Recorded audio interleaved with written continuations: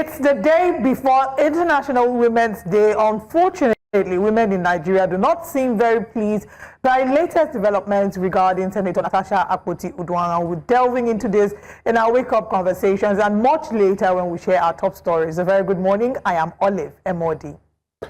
I'm Benga Bora. Welcome to Breakfast Central this Friday, the one-stop shop for everything you need to start your day, from insightful conversations to news and analysis.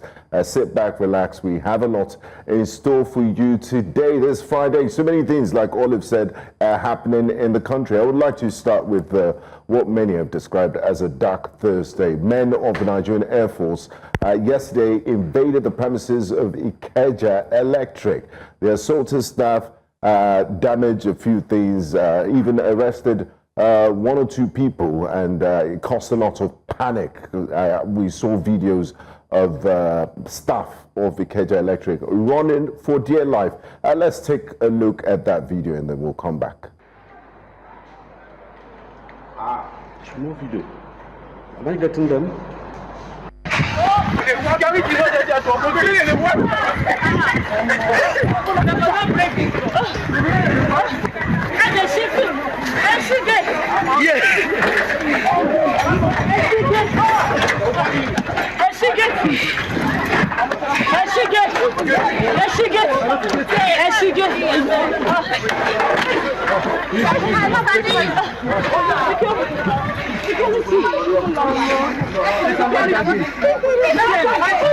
Lock that gate!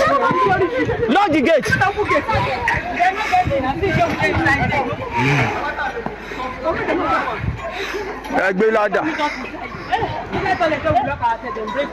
Open it for them.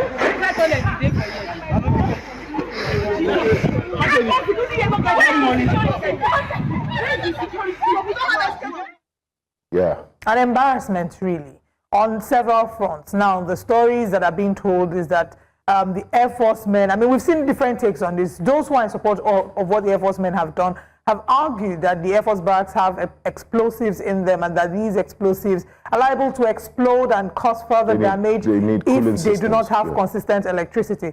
However, you know, the people in support of Ikeja Electric have said that Ikeja Electric needs funds to run, and that the funds that the Air Force are owing is running into billions. So do we then use one wrong to solve another wrong is the conversation. But let's take a look at this video. Proud to this day, we've had engagement with the Sam Etnan Air Force Base, Ikeja, an arm of the Nigerian Air Force, over issues relating to electricity supply and accumulated bills.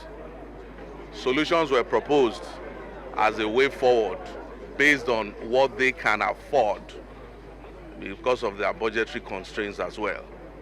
However, when those solutions, which also went with investment from our own part, were put in place, we discovered that we were denied access to check on those facilities so that other things can happen inside.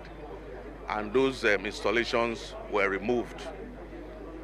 We called their attention to it, had discussions at some point to the level of an Air Vice Marshal who oversees that base generally, and he intervened, and we reached another set of agreement. We implemented our own part as IE, but again, that equipment was disconnected again. When we tried to access the facility, the authorities of the Air Force will not allow us to do that. And so we're forced to make a disconnection of the facility. They said we should go and pick up our driver's key, the car. So when we pick up the car, it was beaten and they took our phone. Up to now, I've not seen my phone. Up to now. So when they took us there, they said we should lie down on the field with our head on our knees. I mean, the stories are very heartbreaking and it's embarrassing. You know, in Nigeria, we don't conscript people into the armed forces. It's a voluntary force. So if you've decided to join any one of the armed forces branches, it doesn't make you better than any other Nigerian. It's a voluntary force. So it's your chosen profession. We're all equal before the law, and it's very sad. And we've seen this time and again.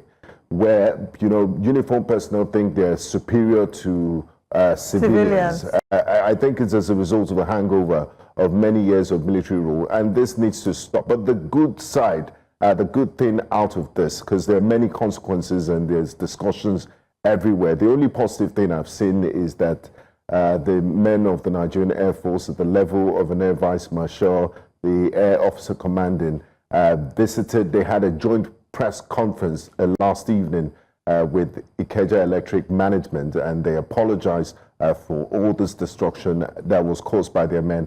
And they said that they uphold discipline and they will investigate the matter and culprits will be dealt with. So I think that that's a great conclusion, but that should not be the end of the matter. It shouldn't just be a promise of investigation and discipline.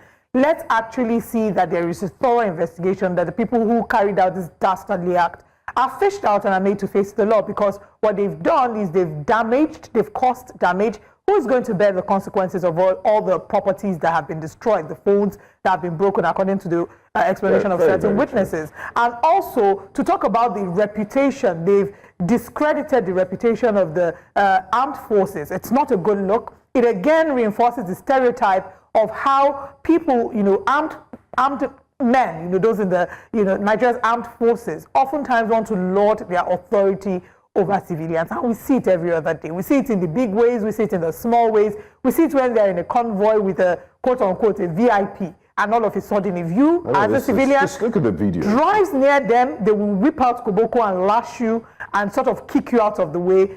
Lolo, our colleague Lolo on Jasiri had her own encounter recently. So whilst they are all different bodies, some will say it's the police, it's the Navy, they are all members of the armed forces, and you should expect that members of the armed forces are held to higher standards.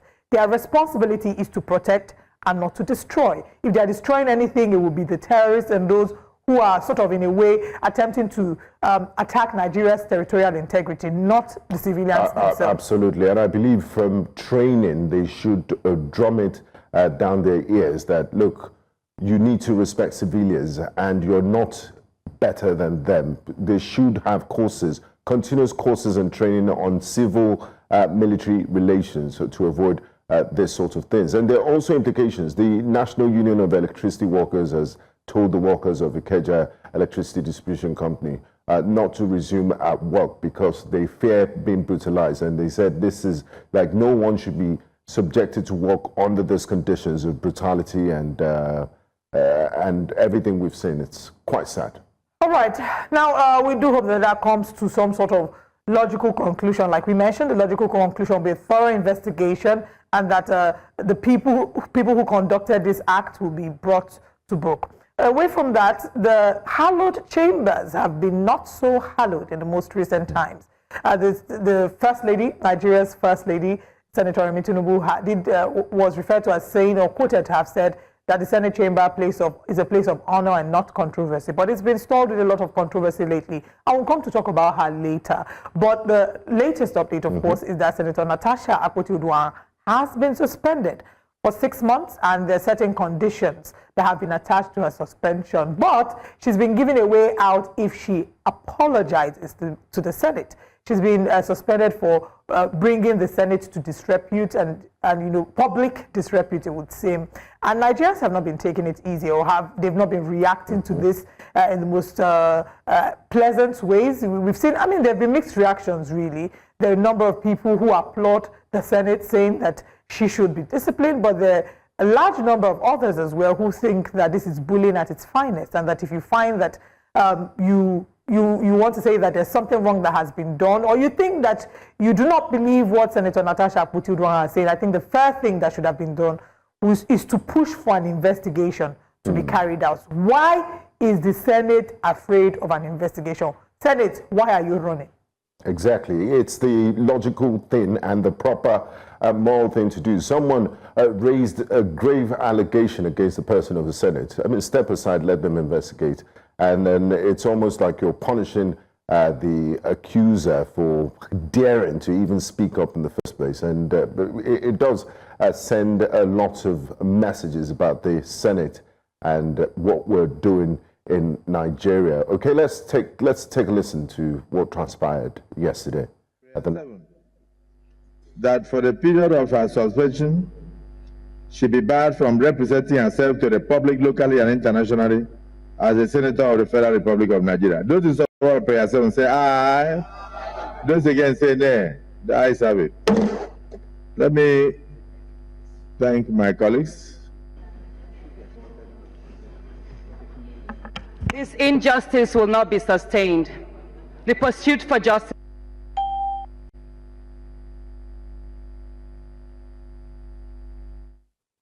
Typically, what you hear in conversations about law would be that, one, a party must not be condemned unheard, and two, a party cannot be a judge in his own cause. These two issues have been flouted. Nemo judex in Kosaswa, audi alterem partem. Unfortunately, the principles of natural justice, as should be upheld, seem to have been desecrated, as the Senate President, who is the accused in this case, has been the one to drop the gavel on Natasha Akpoti-Uduaghan. The Senate Ethics and Privileges Committee as well is not without blame, as you would see in the statement by Senator Maswen. She wasn't even given a chance for a fair hearing. No, she wasn't. And she wasn't what happened to the court case, the ex parte order gotten by Senator Natasha Akpoti-Uduaghan that prevented the Senate committee from convening and adjudicating over a matter?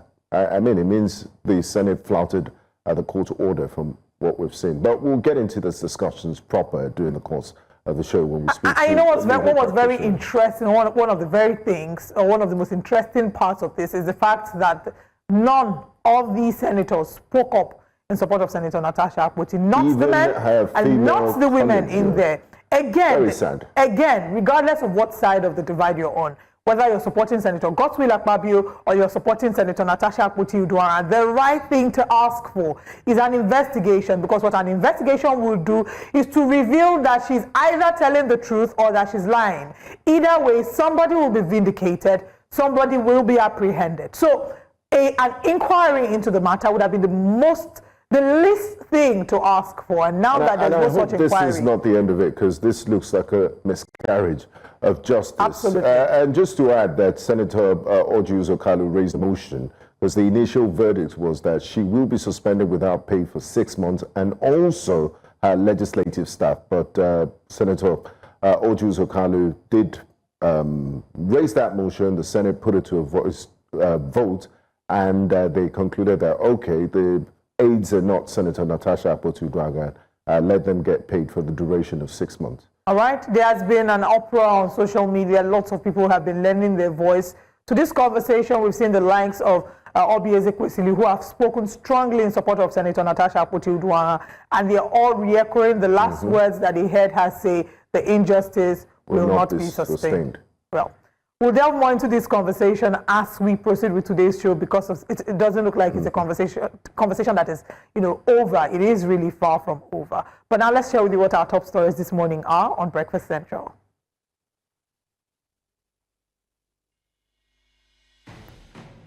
Kogi Central lawmaker Senator Natasha Akpoti-Uduaghan has been suspended for 6 months over alleged misconduct. This injustice will not be sustained.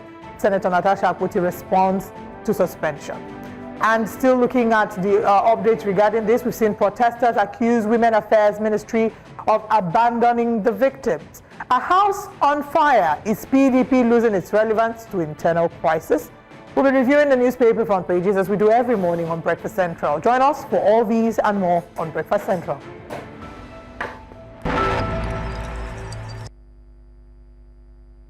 Welcome to Breakfast Headlines on News Central Television. I am Benga Bora. We begin the news by telling you that the Senate has suspended Senator Natasha Akpoti-Uduaghan for 6 months following a face-off with Senate President Godswill Akpabio during plenary on February the 20th.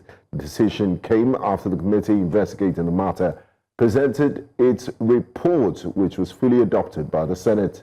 Senate President Godswill Akpabio put the recommendations to a voice vote, and they were overwhelmingly supported. But an amendment was made after Senator Oji-Uzor-Kalu appealed that Akpoti-Uduaghan's legislative aides should not suffer for her actions, ensuring that their full salaries and allowances remain intact. In the meantime, Senator Natasha Akpoti-Uduaghan has resubmitted a sexual harassment petition against Senate President Godswill Akpabio. The chairman of the Senate Committee on Diaspora and NGOs resubmitted the petition during plenary after an earlier petition was rejected by the Senate Committee on Ethics, Code of Conduct and Public Petitions. Speaking during the presentation, the Kogi lawmaker said the newly submitted petition was filed by a constituent led by Zubairu Yakubu. Now, away from that, Rivers State Governor Siminalayi Fubara has approved the appointment of a new Vice Chancellor for the Rivers State University. He is Professor Isaac Zeb Obipi. Until his latest appointment, Professor Zeb Obipi had served in several positions at the university, growing through the ranks from examination and records officer, head of department, faculty sub-dean, dean of student affairs, and director of ICTC, among others. One of his several achievements is the introduction of electronic voting for the student union elections. He also delivered the 79th inaugural lecture of the university. Still on Rivers, certified a true copy of the Supreme Court judgment and the political crisis in Rivers State has shed light on why the nation's apex court restored the State House of Assembly led by Martin Amewule. In a 62-page judgment obtained on Thursday, the court said there was no shred of evidence to support the claim of defection made against the 27 lawmakers from the People's Democratic Party to the All Progressive Congress.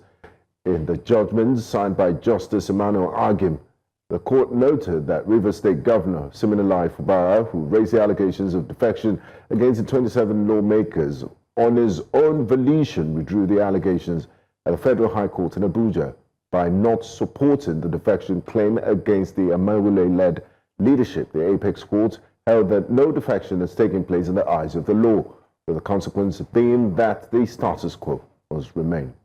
And that's all on Breakfast Headlines. Stay with us. Breakfast Central continues shortly. The Nigerian Senate has suspended Kogi Central lawmaker Natasha Akpoti-Uduaghan for 6 months following her heated confrontation with the President of the Senate, Godswill Akpabio, during plenary on February the 20th. The suspension came after the Senate Committee on Ethics, Privileges and Public Petitions presented its report on the floor of the Senate in Abuja, which was overwhelmingly adopted by other lawmakers. Our National Assembly correspondent, Sageya Ibrahim, brings us more details. These proceedings began. Plenary ran its usual course under the leadership of President of the Senate, Godswill Akpabio. Lawmaker Akpoti-Uduaghan, however, introduced a fresh petition, further fueling the debate over her conduct. The petition is against the President of the Nigerian Senate, Senator Godswill Akpabio, for sexual harassment, abuses of office. Is there any legal impediment? On the subject matter, none, sir. Please proceed to lay the petition. Shortly after, the Committee on Ethics, Privileges and Public Petitions submitted its report on the Senator's alleged misconduct during the February 20th plenary session. That her behavior on the 20th of February 2025 was unethical and unbecoming of the Senate of the Federal Republic of Nigeria by refusing to uphold the moral sanctity of the Senate and of the hallowed chamber. Debate ensued. Let the decision of the committee let it stand. 3 months is sufficient for some level of restitution. My advice and appeal to her will be that she spends her period of suspension to read and learn our rules very well. The President of the Senate then subjected the committee's recommendations to a voice vote, which resulted in an overwhelming approval for Akpoti-Uduaghan's suspension. However, an amendment was made following lawmaker Orji Uzakalu's appeal to exclude her legislative aides from the penalties. It will be wrong to punish aides that have not committed any offense. The aides of Natasha is not Natasha. That for the period of her suspension, she be barred from representing herself to the public locally and internationally as a senator of the Federal Republic of Nigeria. Those who support prayer 7 say aye. Those against say nay. The ayes have it. In the end, Akpoti-Uduaghan had the final word.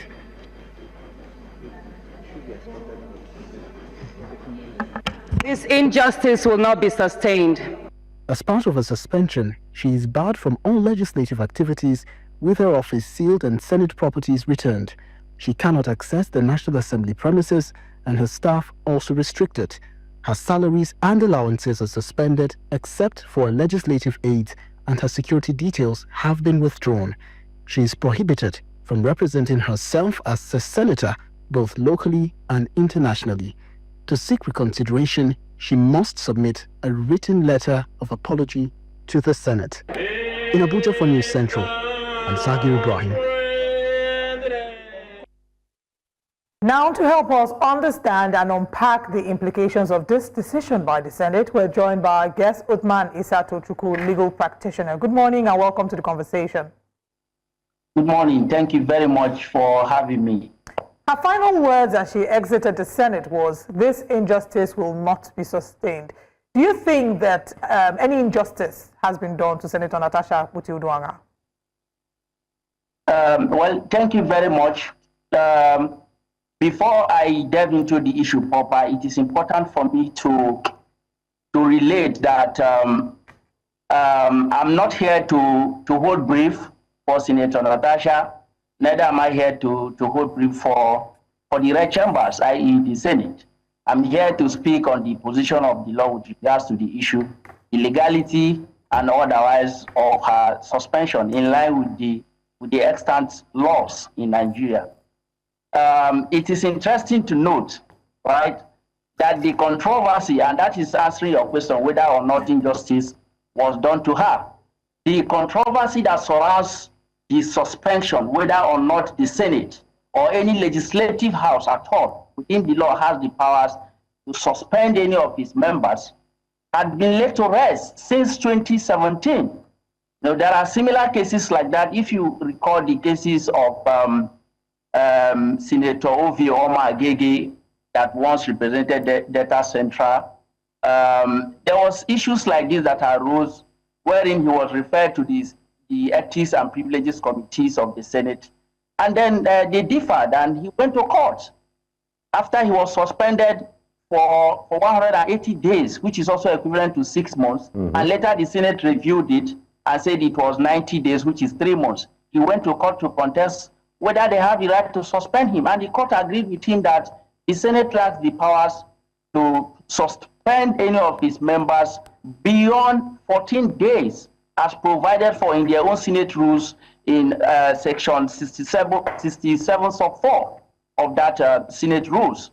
Now, it didn't stop there. Senator Dino Milaye's case against 10 others while he was in the House of Rep. There are also Senator Ali Ndume's case, similar to this with regards to suspensions. And the court was consistent. In fact, the most recent was Court of Appeal case, which was also in 2017 against Bauchi State House of Assembly, with Bauchi State House of Assembly against Rich Fatu, where the court held that you cannot suspend a sitting house or a sitting house member, whether a Senate or in the State House of Assembly. The reason is that when you do that, you would have deprived the constituents in which the senator represents in that house their legitimate right of representation. And that is what had happened in this case.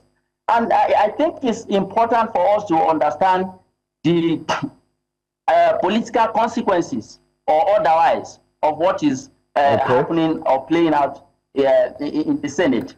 Remember, this is about two issues. This is about two issues. On the 28th of that fateful day, right, Senator Natasha was sent to a particular seat for her to assume a new position. And there was a disagreement on her own part that she is not comfortable with the seat that was assigned to her. On that note, she raised a point of order, and the Senate shut her down because you are not properly on a good footing to raise any order. On the basis of that, there was an uproar, and they could not continue that proceeding. So the next thing we saw was that she had to go to Arise TV to hold an interview to explain that this thing is not just what we saw in the House. There were other issues before she now came back to present a petition before the Senate. Now, these are two issues. One is a refusal to assume her seat. Second was presenting a petition against the President of the Senate. The other one is against the General House, the Red Chamber, right? While the other one was exclusively against the person of the President of the Senate. And this makes the case very complicated and interesting. So on the basis of this, right, the Senate had referred her to the Senate Committee on Ethics and Privileges to determine and examine her attitude towards the Red Chamber and not to the Senate President. Now, the question to ask is this. When she presented her petition against the person of the President of the Senate, Senator Godswill Akpabio, CON, there was need, the moment Senator Natasha tendered that particular petition before the Senate, the moment she laid it before the Senate, what is the right thing to do at that time, considering the fact that the Senate President is sitting as the chairman of the entire Senate, considering the fact that the particular subject of the petition is addressed or directly against the person of the Senate President? He ought to excuse himself in order to not go against the principle of what we call in law. So that means that you're agreeing that injustice was done to Senator Natasha Akpoti-Uduaghan. Well, in line with the extant authorities from court, I felt it will not be proper to say that injustice was done per se, but it is litigatable. She can go to court to seek redress. Let the courts interpret whether or not they were proper. But if you look at the Senate extant rules, there was nowhere in their rules where they were giving powers to suspend a sitting senator and even suspend the person up to the maximum of 6 months. Okay, what the rules provides is that you may suspend a particular senator who has been shown some contemptuous attitude against the Red Chamber. But the limit or how long we are going to suspend it was specifically provided for in section 67 of 4, which is 14 days. But the court had read that you cannot even suspend even for 1 day. All right, so I mean, like you said, these issues can be debated in court, but Binga? Yes, let's look at some other issues that came up yesterday. 2 days ago, there was a court order, an ex parte order gotten by Senator Natasha Akpoti-Uduaghan, restraining the Senate committee from sanctioning her and even sitting. Does this suspension amount to a breach of rule of law? And do you believe that Senator Natasha Akpoti was given a fair hearing, considering that she was not even present when the Senate committee finalized its report? Yeah, if you recall what I said earlier, because of the nature of the twin case before the Senate, it becomes more political than legal. And the person whose Senator Natasha's petition was addressed to is the same person sitting as the chair of the entire Senate. Now, what happened is this. If you look at the nature of the two instant cases before the Senate, you will observe that there are some tricky politics that was on. Because for the Senate to consider her petition, what it means is that the Senate President will not be sitting to determine the petition on the merit because it is against him. He had to step aside for another person to wear his shoes to consider that. And because of that, the Ethics and Privileges Committee needed to act fast. They need to act fast so that they can bring that their conclusion on the report for the Senate to consider whether or not she is still fit to still remain with them. So two issues were pending. Petitions is there on the person of an individual, the President of the Senate. The second issue were there on the Red Chamber, on the Senate as an institution, because there was what they call bringing the entire Senate chamber to Obrobo. And for me, I think that it is important for us to consider the fact that extremism in defense of liberty is no vice, just as moderation in the pursuit of justice is no virtue. And on this note, in all fairness to Senator Natasha Akpoti, nobody would face that kind of situation and would not be tempted, to take the kind of steps she took.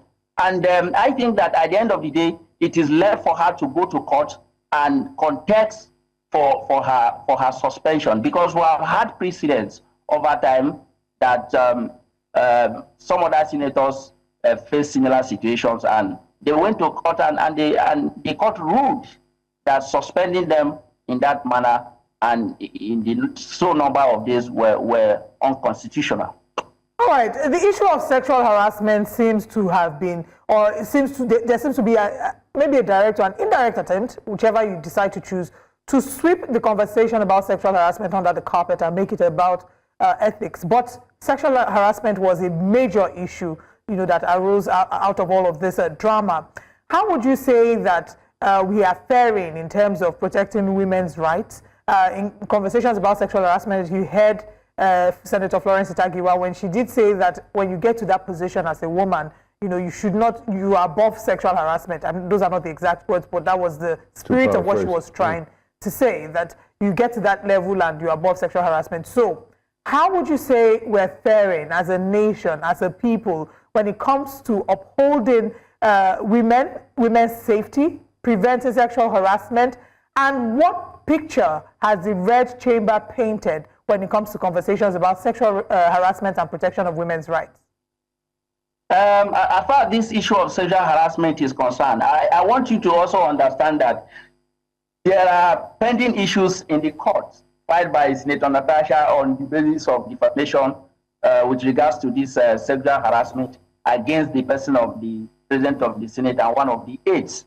And for that, I may not be delving into it because of to amount to a sub judice. Since correct me if I'm wrong. Correct me if I'm wrong. But I think that what she did say was that the issue is defamation because his special advisor on new media spoke about the transparent outfit, said that she was wearing transparent outfits, sort of inferring that she was moving to seduce, and her focus was on pancake robbing makeup. Yeah, so it wasn't really about whether or not the sexual harassment occurred. So I don't. So correct me if I'm wrong, but I do think that we can speak to that.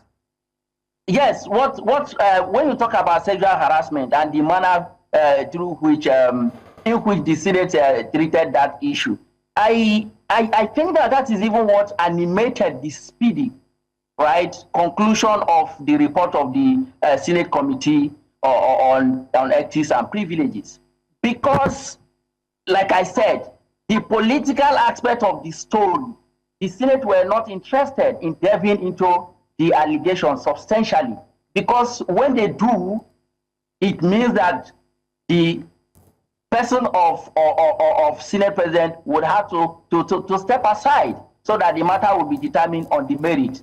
But that was preemptive.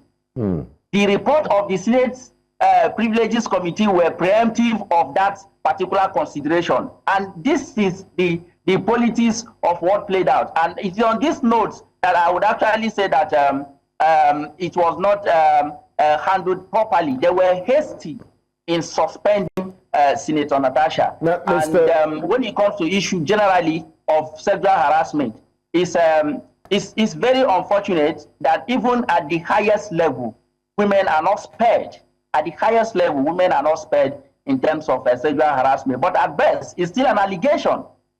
It's still an allegation, and he who alleges must prove. So when the issue comes up, we hope that she would come and substantiate her allegations. You say when the issue comes up, where do you think this issue will come up? Is it in the Senate? She would have to, first of all, now she's suspended, whether it is constitutional legitimately or not, she would have to go to court to contest the legitimacy of her suspension. When the court rules, she can resume and proceed with the main issue. Because right now, I feel that it's now distracting, right? The subject matter is actually distracting. We are now we are now being beclouded with issue of her suspension rather than talking about the subject of the petition. And now, talking about the subject of sexual harassment. For redress.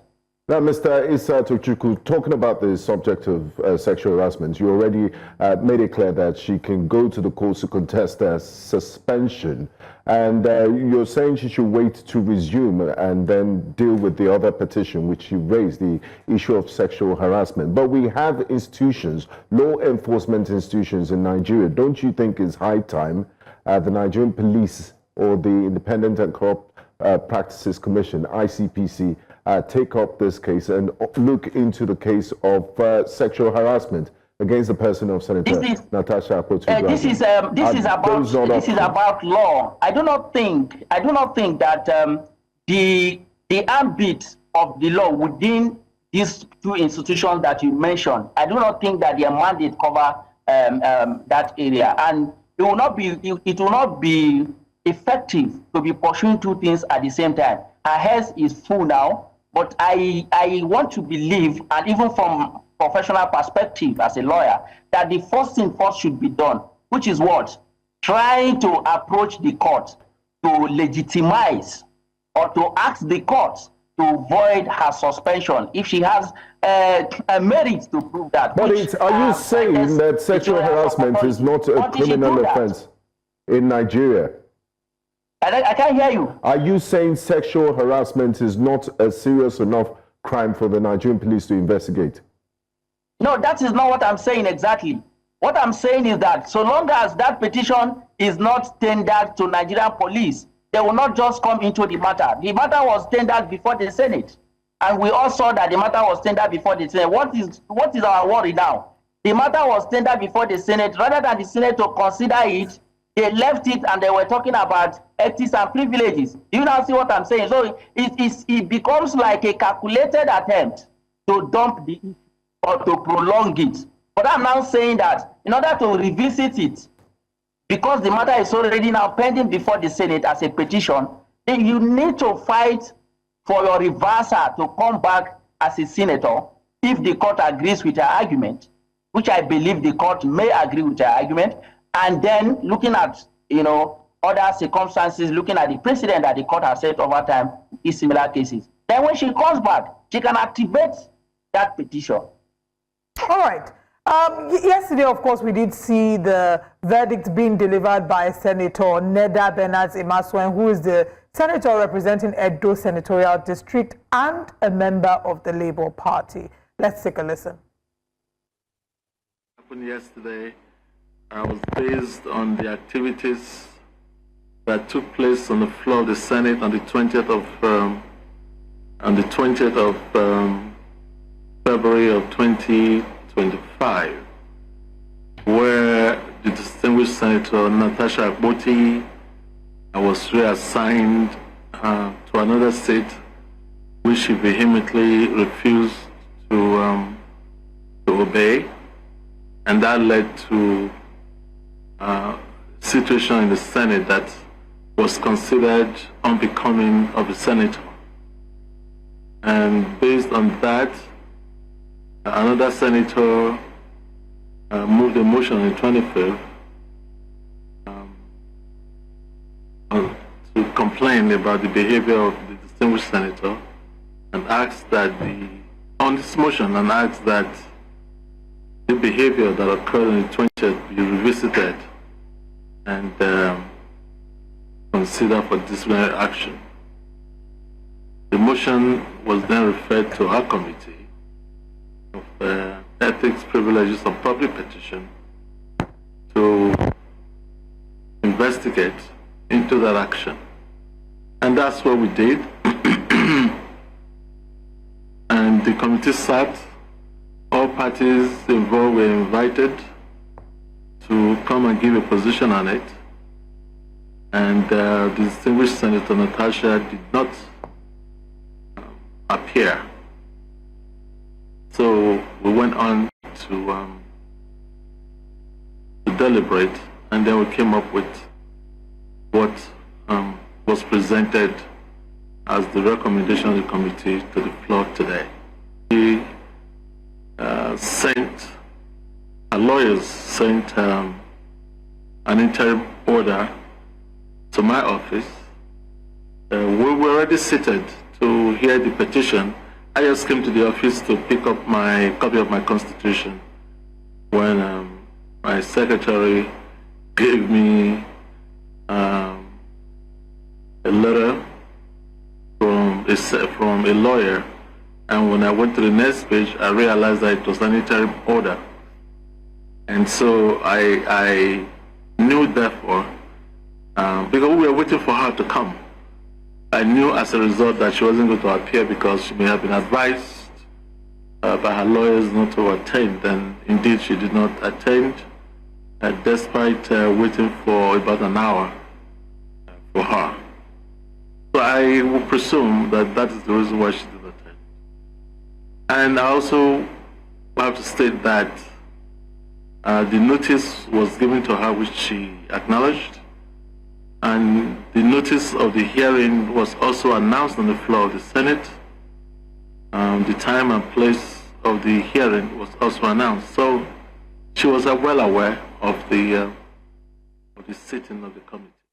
We'll come back to talk about, how Senator Godswill has handled all of this and some of the criticism that has been leveled against him. But he did mention that Senator Natasha Akpoti-Uduaghan did not turn up, maybe based on the advice of our lawyers. And what I'd like to ask you now is, did she err on the side, did she err by not showing up? And we don't know what the actual reasons were for her not turning up. But was that enough a reason for things to have eventually turned out the way they have? No. Are you with us? All right. We're hoping that we can reconnect with him so he can speak to us as to whether she was well within her rights or not. All right, welcome back. So please go ahead. Was she within her rights to not turn up, or did she err in any way? If you look at the circumstances surrounding her situation at the time, it would be very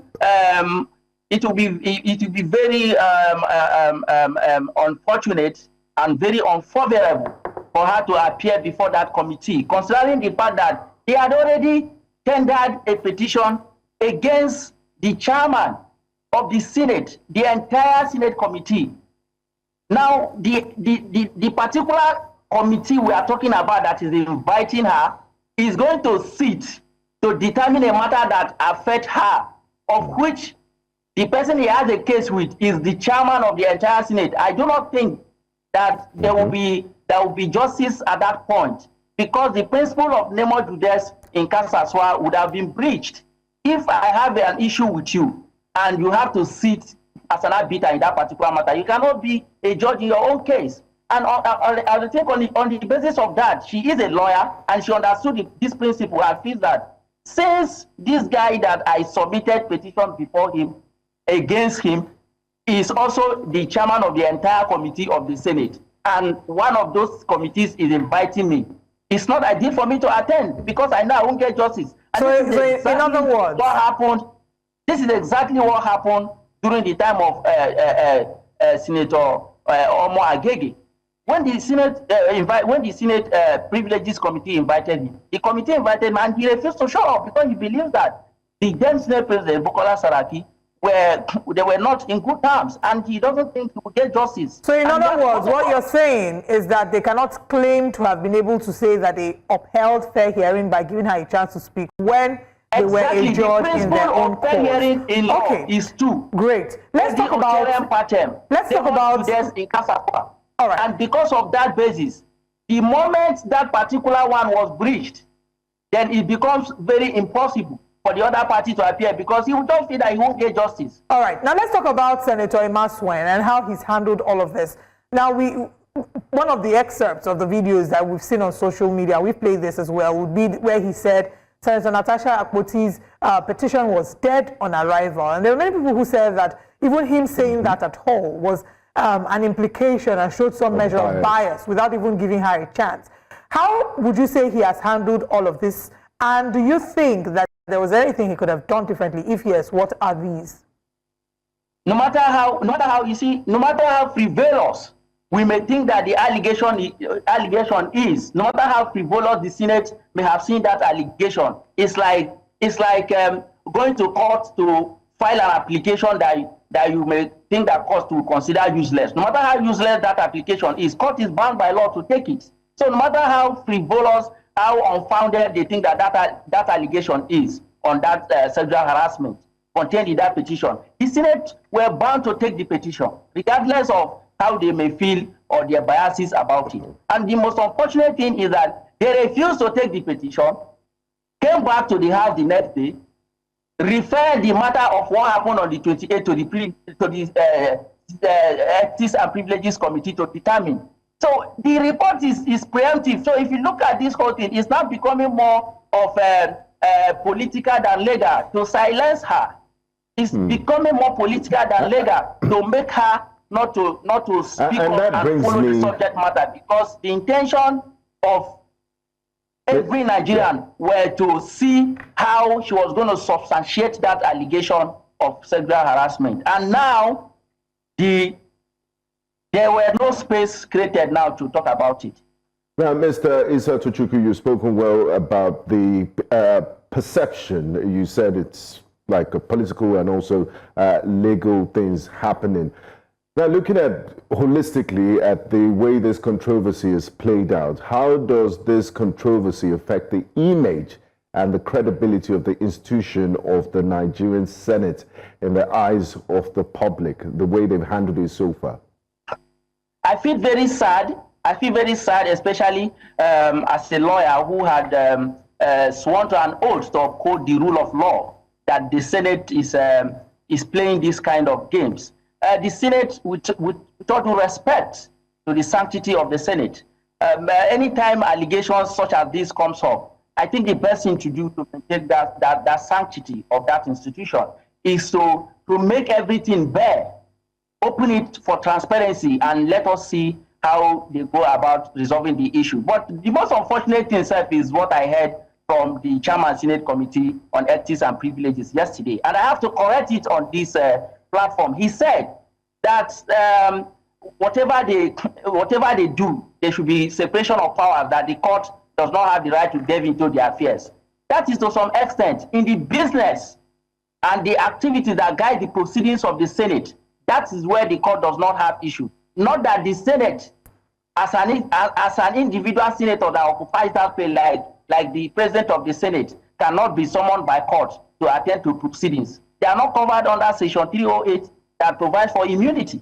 So for that purpose, it is inconceivable to think that because you are a senator of the Federal Republic of Nigeria, with all due respect, that the courts cannot summon you to come and answer to certain allegations. So long as that allegation does not border within the precinct of proceedings that was conducted in the National Assembly, with all due respect, sir, you can't be invited by the court. You can be sued and be sued. All right. Thank you for pointing that out.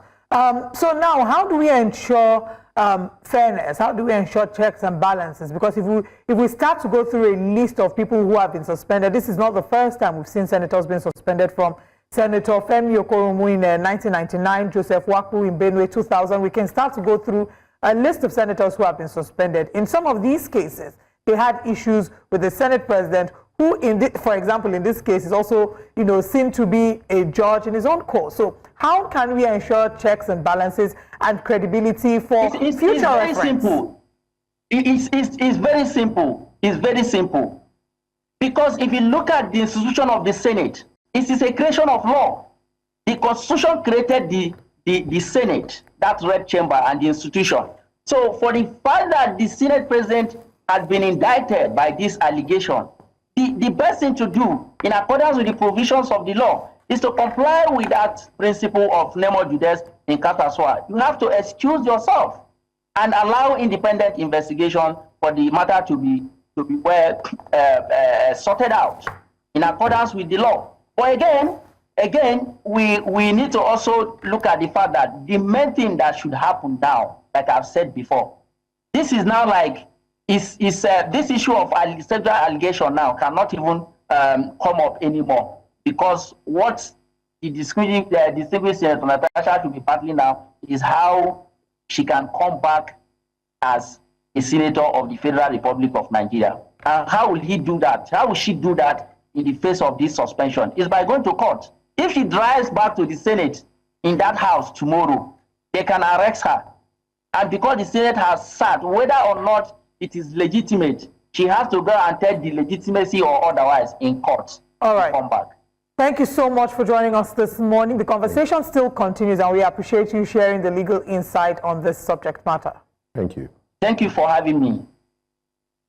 Nigeria's Ministry of Women Affairs has received harsh criticism over its failure to protect victims of rape and gender-based violence and also cater for their treatment. This was as several concerned citizens protested at the ministry's headquarters in Abuja, accusing ministry officials of failing to live up to its responsibilities in its handling of rape cases. The protesters expressed their displeasure over two particular cases involving a minor who was raped by her father and an adolescent girl who was also raped by a 72-year-old suspect and infected with HIV. She was raped and infected with HIV. And that is how this lady's life was destroyed. She was taken to the shelter. The shelter is where, under Ministry of Women Affairs, where you people are presenting budget. The budget that have been given there, we don't know what people are doing it with. And the girl suffered tremendously. The mother have to take her out. This one was defied by her animal father. As I speak to you now, the man is there in Anambra, threatening the woman, the wife, say that why should you expose me? And this building is there. And we have Minister of Women Affairs. I don't want to tell you, I can comfortably close here, tell you about 15 letters I have written about women here. You ask us to speak out when we are abused and we are spoken out. We didn't get the needed justice. They've not been going to school. They've not been given any kind of empowerment to my knowledge. And I want to believe sincerely that the minister is not aware of what is going on. I will repeat it again. I want to believe the minister is not aware of what is going on. That's why we are here. And I will tell you for free, until these girls get justice, I will not stop appearing. They must go back to school. We will be celebrating International Women's Day. I don't know what we'll be celebrating. Why will we be celebrating International Women's Day when some women are here suffering? We cannot be celebrating. What are we celebrating? So these issues must be attended to immediately. To rape a child, we are here to say that it is inhuman for a woman to suffer for nothing. We are against all sexual harassments against women. We are saying that Nigeria must stand up, and the Ministry of Women Affairs must be doing more than what they are doing now. These are the kind of stories that break your heart in the morning, not the kind of stories we want to wake up to. But unfortunately, that's the reality of a number of Nigerian women who are being abused, assaulted, and when they speak up, they are being shamed and blamed for being the victims. It's such a sad reality. But I'm happy the story is in the limelight. And I mean, the Ministry of Women Affairs, why is there a ministry if they're not going to simply do their jobs? It's quite unfortunate. I also want to use this opportunity need to stay on the story and ensure that justice is served. But I want to applaud civil organizations that have continued to champion the causes of women and people. I mean, from time immemorial, we've been seeing organizations like WARIF, organizations like Mirabel Center, and what they do with ensuring they're protecting the rights of women who have been sexually abused. We must also applaud the Lagos State Sexual and Domestic Violence Response Team for the work that they've been doing. But we are still a far cry from where we ought to get to.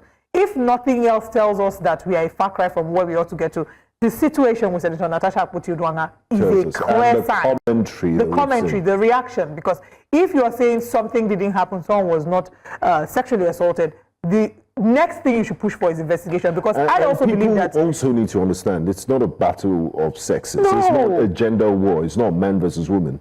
It's doing what is right. It's ensuring fairness and justice. It's common sense, but apparently common sense isn't common. It's not common. Now, is the People's Democratic Party losing its relevance? The opposition party has been plagued by internal crises, members' defection, a leadership crisis, and lots more. The People's Democratic Party's internal crisis has been going on for some time now, with several key members defecting to other parties. Just recently, Olajide Adediran, popularly known as Jandor, resigned from the party, citing internal crisis, anti-party activities, and lack of discipline among the leadership. To address these questions, we need to examine the root causes of the PDP's internal crisis and what the party is doing to address these issues. Can the PDP overcome its internal challenges and regain its position as a formidable opposition party? Joining us to discuss the future of the PDP is PDP chieftain Adetokunbo PS, who's in the studio with us. Good morning. Thank you very much for joining us. Good morning. Good morning. Good morning. And we also have joining us virtually a former member of the Federal House of Representatives, Shamsuddin Dambazao. Thank you very much for joining us this morning, sir. All right. We're hoping that we can reconnect with him.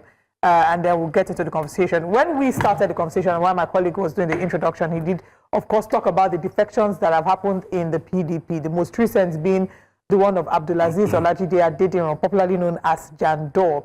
Whilst defecting, or given his reasons, he did make a lot of accusations or a lot of statements. He stated that he's leaving because of the way the party hasn't thrown their support behind him, particularly Bode George. So I want to first of all get your thoughts as to his reason for leaving, and you think that the PDP has lost faith completely in Jandor? The issue, the general comment about internal crisis in PDP, we've always tried to address to say that a crisis is an intractable problem. Our problems are not intractable. The PDP has challenges as other parties have challenges. Politics is defined by the great Greek philosophers as war by other means. Every political party has these challenges. Now, to talk specifically about the problem of Jandor in Lagos State, we need to go to the root cause of his problems in the party. Indeed, had a lot of problems. Otherwise, he wouldn't have scored 5% in the last election. That was disastrous. We never had it so bad. So we need to know what happened to him. I have to start with this biblical saying, Proverbs 20, verse 17. What you gain by deceitful means may taste like the best food for a while. Later on, it will become like a mouthful of sand. That's exactly what happened to Jandor. He did not win the primaries of the election in the legal way, and it was all a sham from the beginning. He came into the party 6 months, and he got the ticket for governor, head of the ticket in the state. How did that happen? That is the beginning of the problem. Jandor came in with all sorts of false claims of achievement and so on and so forth. Unfortunately, the national leaders of the PDP bought his lies. He had hundreds of thousands of supporters. He claimed. He's claimed also to have all sorts of financial support and so on. The leaders bought it. But I think the main reason why the leaders bought it was because of the person who brought him into the whole issue. This was Adeniran Ogunsoya. Adeniran Ogunsoya, the daughter of a prominent First Republic leader who took him to Abuja to meet the likes of President Obasanjo, former Vice President Atiku, who were her father's friends. And don't forget, Adeniran Ogunsoya was also, was also the secretary to the Lagos State government under Fashola. So she was a credible person who brought Jandor into PDP leadership from Abuja to tell them that with this guy, we can wrestle Lagos State from Tinubu. So is it safe to say that the PDP leaders did not do their due diligence? They did not. What about the internal politics? How did you win internal democracy? Yes. How did you win the primaries? This is what happened. You see, once he has been recommended by such a credible person at such a high level, it became quite easy for him to win the primaries. You are right. The leaders did not do due diligence. I must tell you that I was one of the first people, one of the few people who said from the beginning, this does not make sense. Why I said that was, here is the man whose academic background is questionable.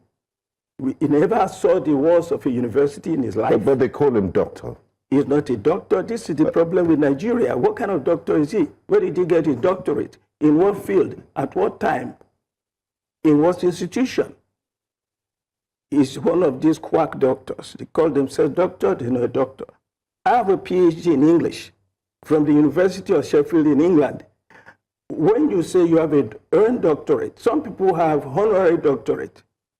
If you now, some of you who have been in the media for so long, and you talk to them or they know you at your university, at some point in time, they may give you an honorary doctorate in social studies or something related to media. That is to celebrate their professional achievements. Exactly. Honorary doctorate. Did he get a doctorate as a cameraman? Doctorate degrees in neighboring countries. Where he bought it in Cameroon or Senegal or wherever he bought the form for. But anyway, this is the point. Unfortunately for us, these are problems in the party too. You are right. The leaders didn't do due diligence, because what happened in the party is, once Obasanjo said something, what happened was, they now told this Obasanjo and Atiku, and maybe others, now sold the idea to Body George. So Jandor came to Lagos, handed over to Body George to deliver him, as they always do. These leaders will come and they will say, oh, Chief Body George, you are the leader of PDP in Lagos State. Here is a good candidate for you. So he took Jandor in. When he took Jandor in, he now said to Jandor, okay, we are going to do this the way we normally do it. Let's have an interview for all the other contestants, and you are one of them. So they came, and they had this interview.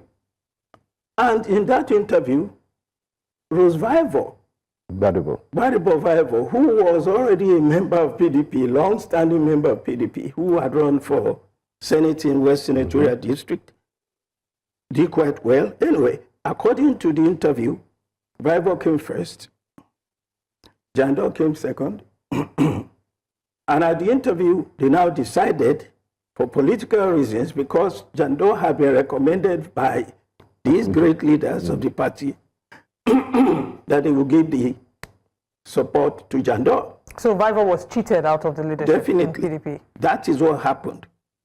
So when you talk about Body George, because I don't know if you know that I never had a good relationship with Chief Body George at all at that time. I didn't approve of what they were doing. I knew it would end up badly. Well, in hindsight now, he seems to regret his actions of endorsing. Yeah, but the fact is, this is what happened. It was unfortunate. When he now endorsed him, they now said to him, okay, now you are going to be our candidate. But as we organize these primaries, you must consider Rose Vival as your deputy. He agreed. Jandor agreed. It was on that basis that Body George now said, okay, let's go. We'll support you. So when he's complaining about Body George now, this is the reason behind it all. So they went for the primaries. By the time they got to the primaries, Jandor had gone back to Abuja and hijacked all the delegates for the primaries. Again, the leaders didn't do their due diligence. I was one of the people that some leaders from Abuja called and said, please go and endorse Jandor, help him. I did. After endorsing Jandor, Jandor refused to pick my calls.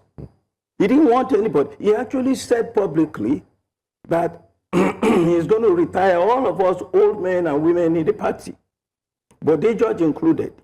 This is where the whole problem started. So when he refused to take, he went to the primaries with the delegates that were being given to him by the national. So instead of using PDP delegates, people that have been in the party all this time, he took his Lagos for Lagos people and they voted him in. So he never really had a proper primaries. He was voted in the primaries by delegates who were not PDP. Some of them were still sitting members of APC that he brought into PDP 6 months earlier. And he called them Lagos for Lagos. So that's where the problem started. When he won these fabricated primaries, he was not alone. I think you see this trajectory. You can see how it happened. He was now totally alone by what he has said, how he had declared war against everybody, how he had betrayed everybody, and how he has stood alone. He said he didn't need these PDP people. He had people from Lagos for Lagos. They would do these primaries. So he won the primaries. Now they said to him, okay, now that you won, nothing we can do about it now. At least let us give you, the party leaders, including Chief Bode George, particularly said, let us give you a deputy to balance the ticket. If you don't want Vival, what we normally do in PDP, we find a female who is strong in a certain senatorial district that we can pair up with you. He said no. He is going to choose his own deputy. Who did the party leaders want to be the vice? He never gave them a chance to even give them anybody. Because what we normally do is they will have primaries again. They will choose among some people, or women most likely, to balance the ticket. He never gave them the opportunity. Therefore, he said he was going to choose his own deputy. Jandor went and brought this comic actress, and said she had thousands of people on Facebook. That she was going to be, and that was the end of Jandor. You see how it happened? So he alienated everybody. You remember there was a time when Wike came to Lagos and endorsed the Lagos State APC governor. What do you think happened there?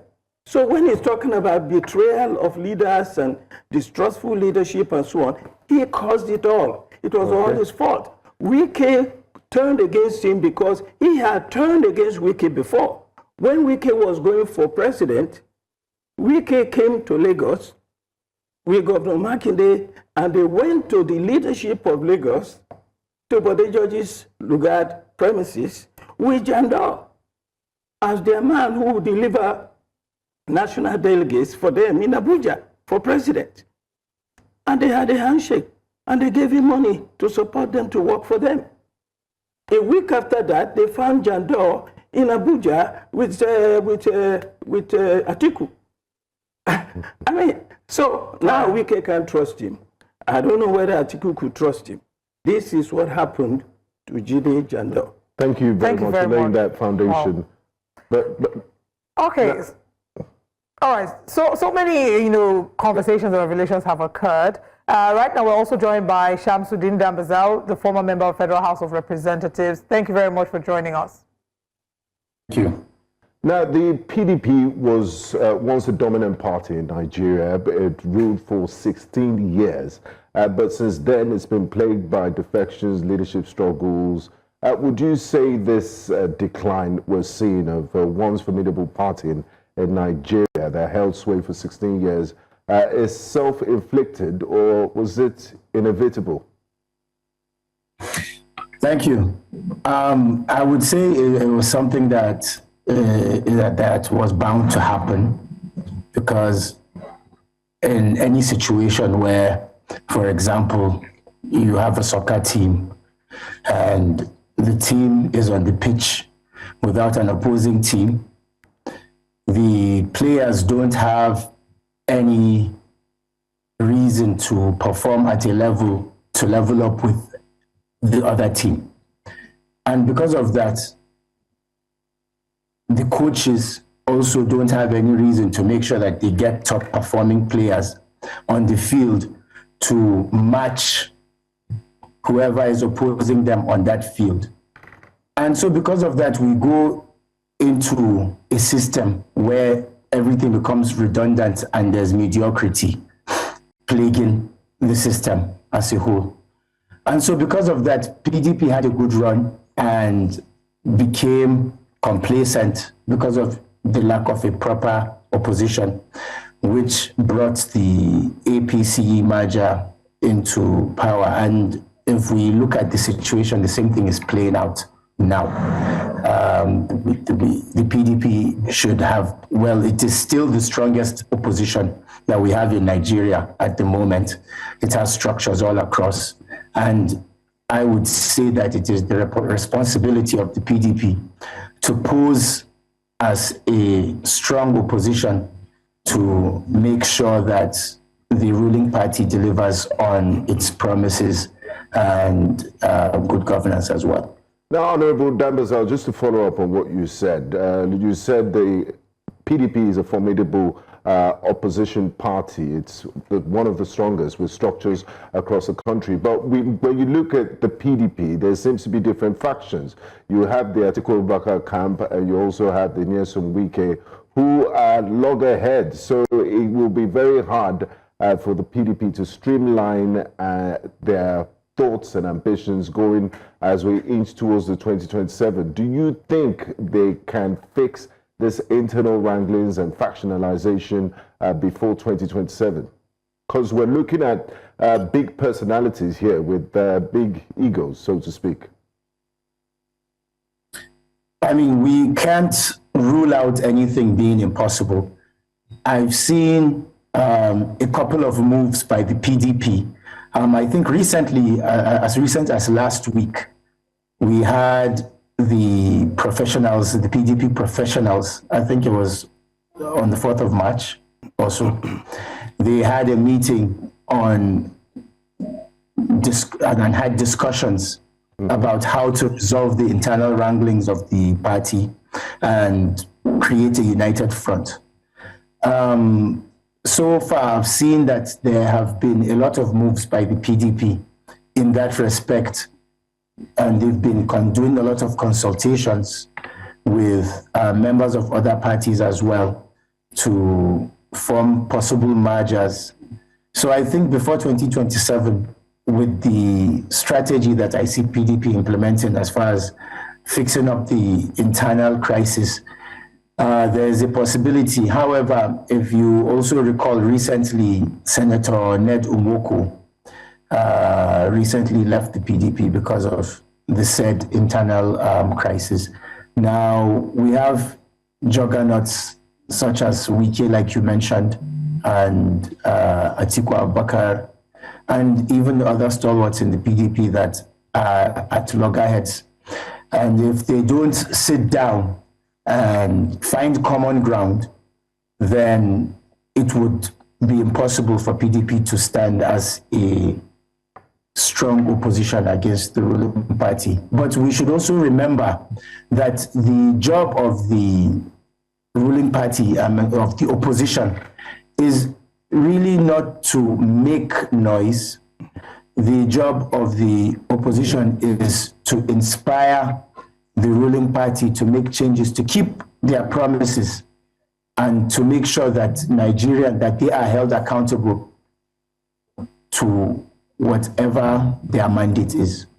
All right, thank you very much for that thought process. We'd also quickly come back into the studio here to continue the conversation about what's happening in Lagos regarding the Lagos People's Democratic Party. And that's to speak to the exit of Jandor and who his potential replacement might be. Yesterday on the show, we had Funsho Doherty join us, and we do know that he's nursed the ambition to be the gubernatorial candidate for the party, or he might be nursing the ambition. Do you think that Funsho Doherty will be a formidable replacement for Abdulaziz Jandor?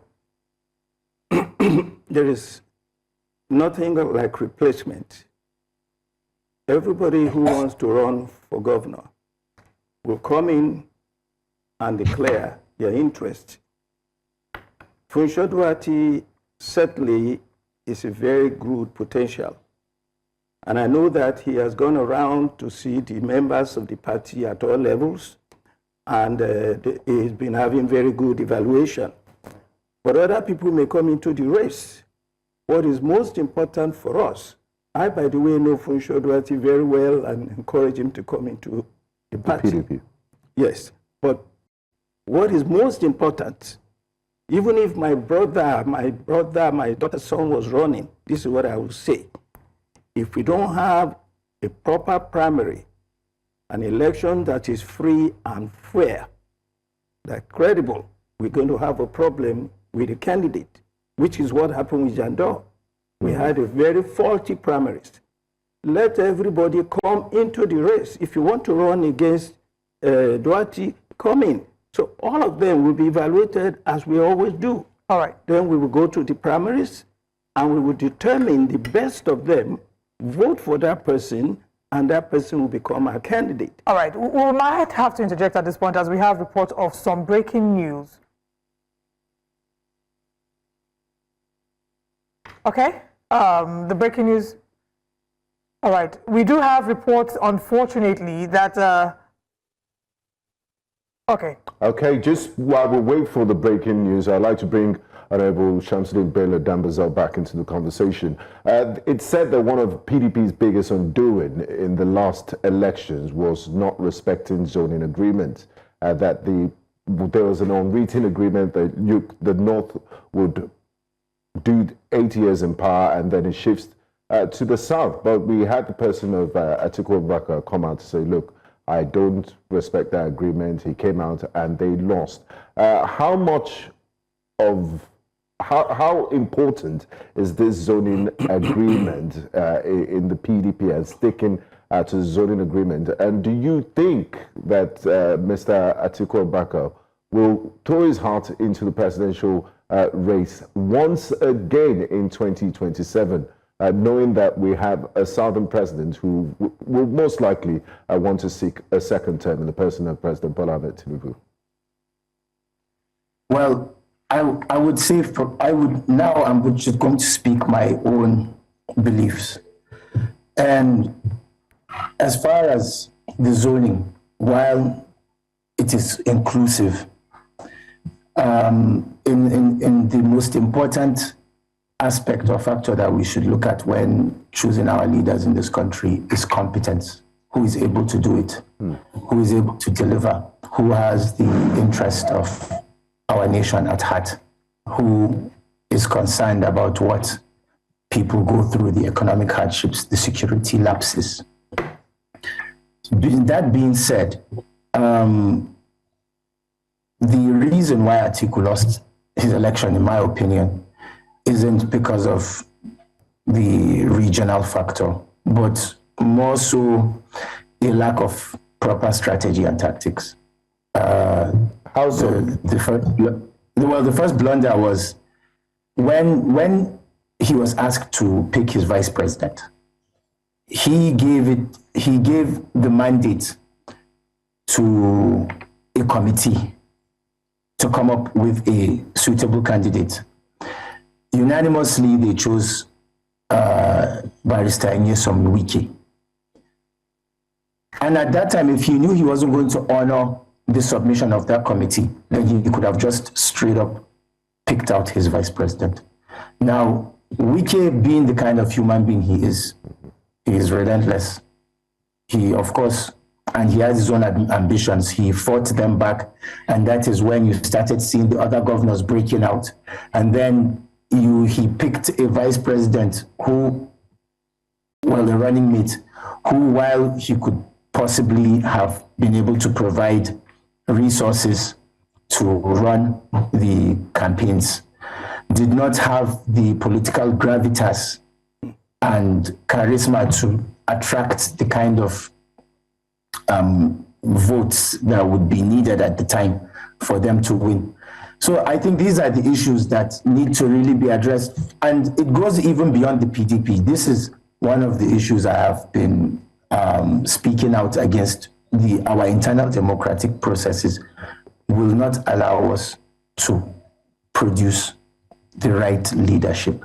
When there is so much interference and dictatorship, the other day I was having a conversation with a former Senator Maina, and I told him, distinguish, what we are practicing in Nigeria is not democracy, and that there needs to be a study to be done by some political scientists in Harvard and other renowned institutions to give what we are doing in Nigeria a name, because it is not democracy. Do you think we pay too much attention to godfathers and the internal democracy? For example, if you look at the happenings in Lagos in the last few weeks, it's almost like some power block or somebody is pulling the strings behind the scenes. You've quite experienced in politics. How do we break ourselves off the stranglehold to make sure that the will of the people prevails, that those that vote? Because it seems, people just go through this exercise every 4 years, and then there's some power block that really calls the shot behind the scenes and not the people. Well, you see, the structure has been placed in such a way that it prevents good leaders from even being filtered through the system. Because if we go back to just looking at delegates, when I contested for the House of Reps in 2018, and I had to deal with the delegates at the time. In my area, a lot of the delegates were not even literate.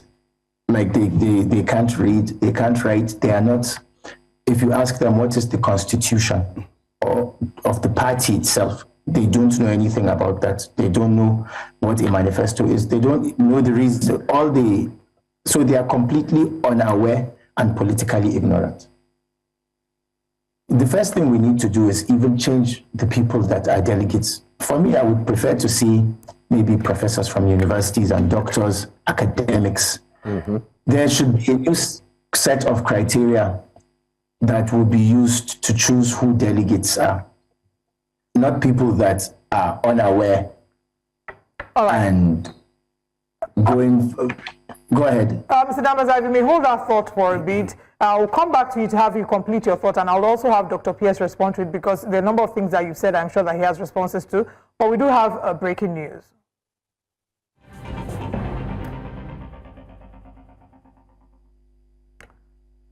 The breaking news is that Dr. Doyin Okupe is dead. Reports reaching us has it that former presidential spokesperson and the prominent political strategist has unfortunately passed away.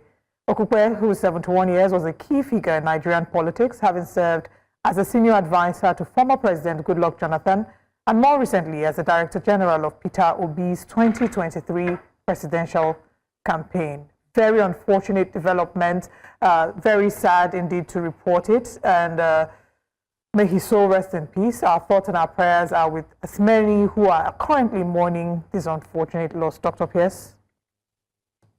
And Okupe has been sick for quite a while, and we pray that he will recover, but unfortunately it has ended this way. May his soul rest in peace. Amen. May he find solace with his God. May the people who are left behind find the courage to bear the loss. Amen. Amen. Mr. Dambaza, do you have any thoughts regarding this unfortunate development? Oh, yes, it came. When I saw it, I was really shocked. I was surprised. And I mean, death is inevitable. And I offer my sincere condolences to his family. And I pray to God to give them the fortitude to bear this loss. And may his soul rest in peace as he transitions to the other side. Amen. Amen. Indeed. He, of course, has played his part. And the journey continues in this journey of life, and we will all come and go. And I'm hoping that, this informs the decisions that we're making every day, knowing that we're not all going to be permanent here. But again, our hearts and our prayers are with the Okupe family. And now let's come back to the conversation. You had made a number of statements, especially regarding Nyesom Wike, Alhaji Atiku Abubakar, the alleged factions, and, what should have been. I would like to bring in Dr. Pierce. I know that he had a number of reactions to some of the statements that you made earlier, and he has the floor. The former member of the House of Reps is very well recognized, like a lot of what he has said. The problem with the factions that you mentioned, in my opinion, and I think the former member of the House of Reps said something to that effect, that the problems are being solved daily. The national body of professionals that met recently have suggested that one way to solve this problem is for Nyesom Wike to either resign from the PDP or be expelled from the PDP, because he has been a thorn in the flesh of the party for too long. I don't think he's been a thorn in the flesh of the party, because if he has been a thorn, they would have sanctioned him by now. Well, the PDP hasn't done anything about it. He has been a thorn. It's got to a point now and divisive. The thorn has to be removed because the party realizes that this is getting unbearable. That's part of the issue with PDP. We like to go through the process. If you want to take us to court, we go to court. We wait till the court resolves the issue and so on and so forth. Other parties, they would have thrown him out a long time ago.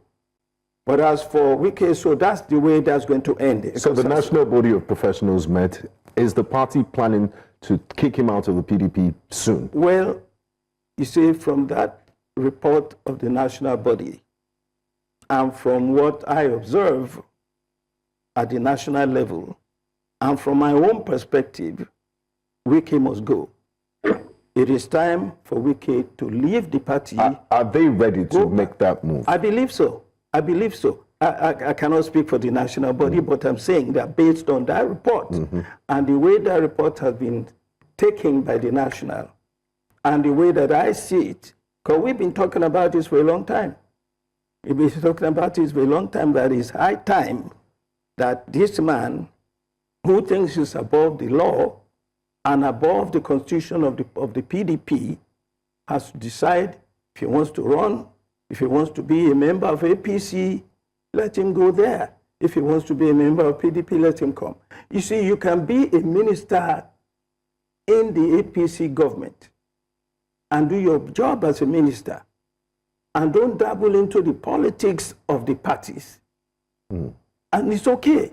That's why we thought if he wants to be a minister, good for him. PDP will be represented there, but he's not representing PDP.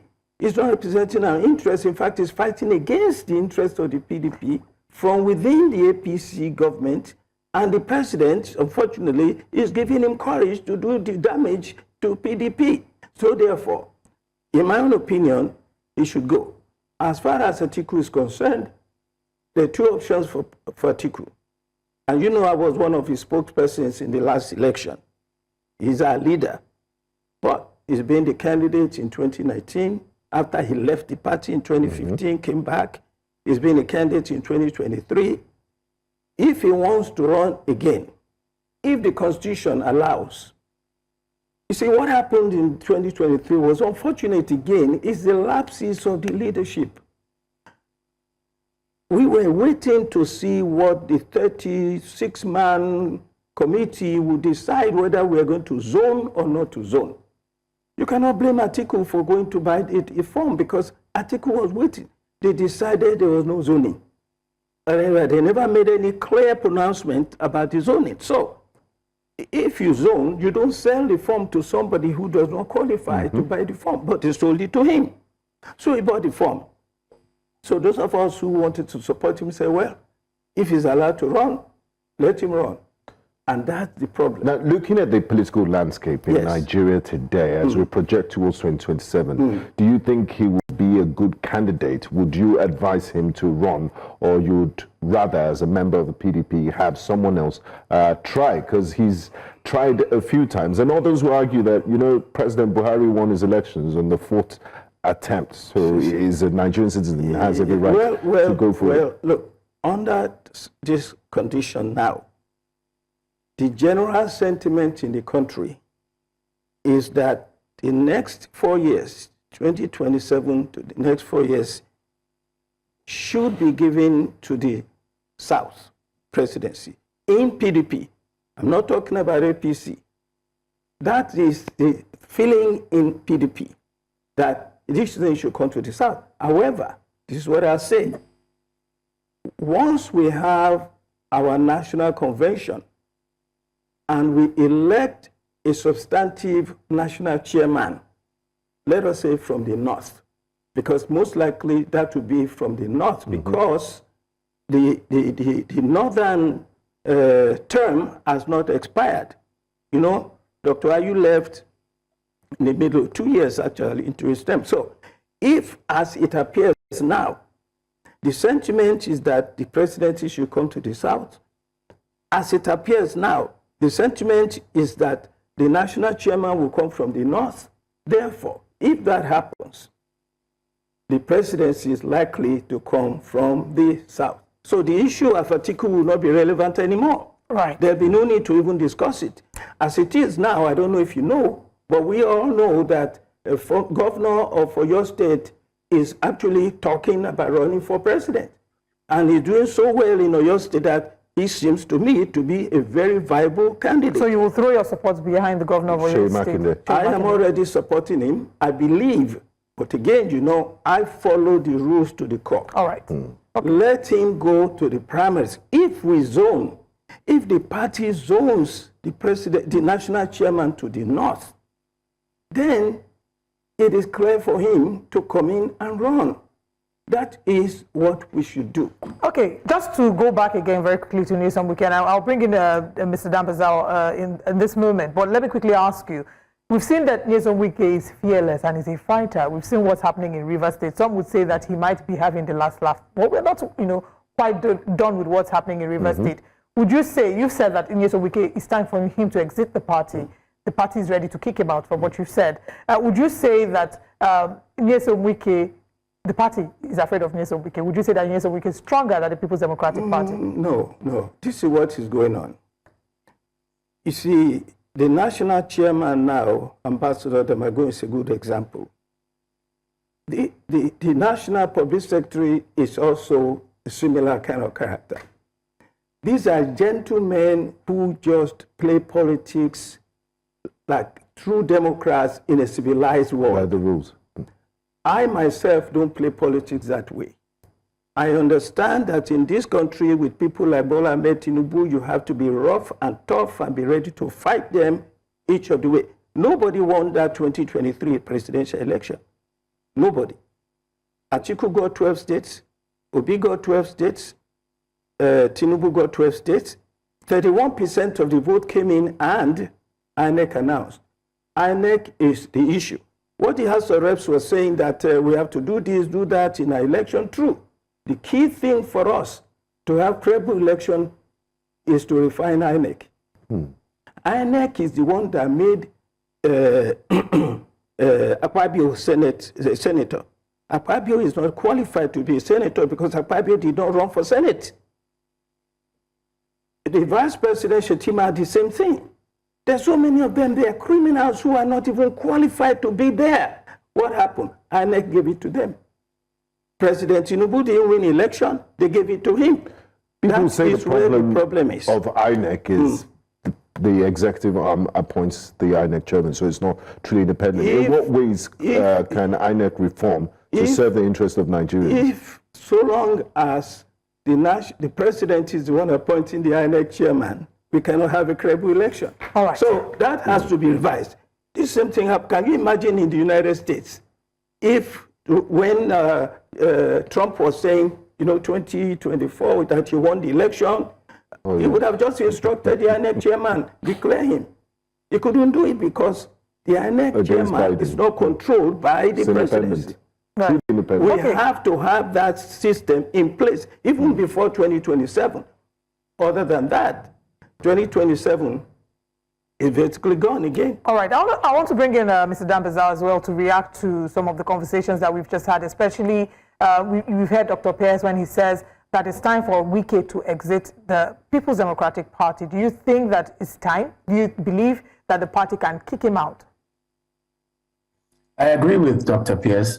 If the party can kick him out is also another question. I don't know because of the kind of character that Nyesom Wike is. He's someone he's like a pit bull. So, but definitely, it's like you are in your house and a thief sneaks into the house, and then he hides, and you lock the door with the thief inside. You know, they will do damage. So definitely, if you can't be non-binary. You need to be in one place. So I think for the PDP to thrive and function properly, there has to be a resolve on that, you know. Okay. And then as far as, I just want to add something to what Dr. Pierce said concerning the INEC. All right, and generally speaking, we have an issue with weak institutions in Nigeria.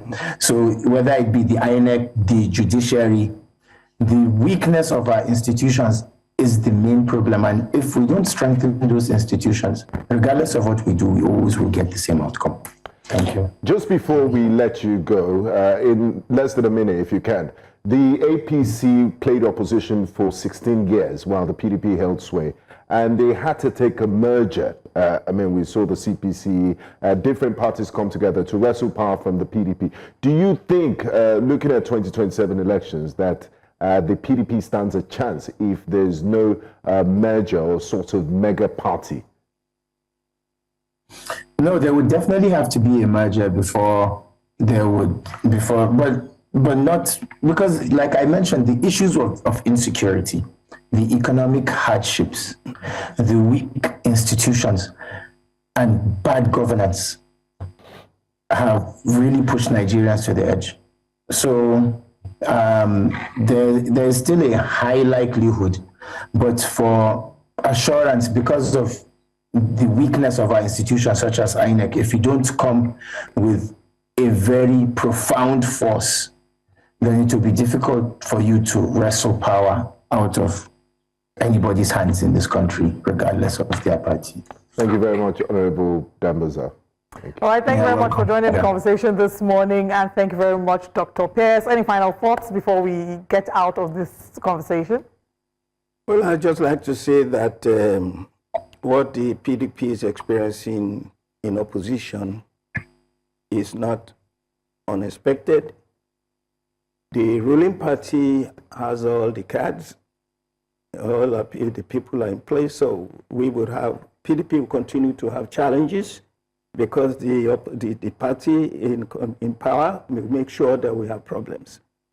Given that we are taking care of our problems. So APC is the one manipulating your problems? Definitely, they are contributing to it, certainly. Now, and that is political strategy, everybody knows that. Now, what the PDP is doing, it's important for the PDP to strengthen itself from within. You do not form a merger with people who are coming from, if you have a problem with one wife or one husband, you think when you bring another one in Nigeria, that's when you're going to solve the problem? No. PDP is not APC. APC was not in opposition. APC was not a contender when we were in government for 16 years. APC basically didn't exist. It only existed in the Southwest. What happened was that CPC had some votes in the North. APC had some votes in the... This is why you have an unholy alliance that is not working for the country till now. So therefore, it is not the merger that will help PDP, because PDP is strong by itself. If APC, as it was, ACN, or CPC had what we had, now what we have now, which is structure in every local government in Nigeria, every ward in Nigeria. That's why we were able to be in government for 60 years. Until now, we're in opposition with 12 states, governors all over the 12 governors. Come on, we are not the same as what APC was or CPC was. You think you're in a better position? We need to just strengthen ourselves. Right. We don't need to merge with... If you merge with Labour, what are they going to bring? Peter Obi. Peter Obi? One man who doesn't even know where he stands. With a huge following, the obedience. Wait. It is we have to get out of this conversation. It is not a huge followership. It showed in the last election. Where is he? Where is Labour Party now? You know, it doesn't exist. How many governors do they have? How many people do they have in the National Assembly? What are they bringing to the table? Zero. What is NPP? Who is going to partner with us? We don't need it. We need to don't run away from your problems, PDP. Tackle your problems internally. Would you welcome a Peter Obi to the PDP, for example, if he wants to? It is not Peter Obi that is important. It is the Igbo vote that is important for PDP. And we had the Igbo vote. Peter Obi or no Peter Obi does not represent all the Southeast votes, all Igbo votes. Igbo people were mainly members of the PDP. We need to go and reach out to our people, bring them back into the fold. Let's work together and win 2027 to save Nigeria from the destructive nature of this APC administration for 8 years of Buhari and 4 years of Tinubu. God help Nigeria. Dr. Ade Tokunbo, yes, thank you very much for joining us today. We, of course, have enjoyed having you. Okay, we have a piece of breaking news to share. We shared this earlier. News reports reaching us has said that former presidential spokesperson and prominent political strategist, Dr. Doyin Okupe, has passed away at the age of 71. He was a key figure in Nigerian politics, having served as a senior advisor to former President Goodluck Jonathan, and more recently as the Director General of Peter Obi's 2023 presidential campaign. May his soul rest in peace. May his soul rest in peace. And this is our show for today. Thank you very much for joining us on DSTV as well as on Good TV. We have other shows, and of course remember that Breakfast Extra continues tomorrow at 8 a.m. My name is Olive Emodi.